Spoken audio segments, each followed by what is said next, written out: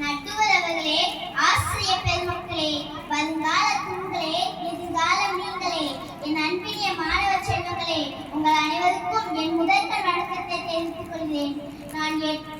நான் டாக்டர் முத்துலட்சுமி அம்மையார் அவர்களை பற்றி பேச வந்துள்ளேன்.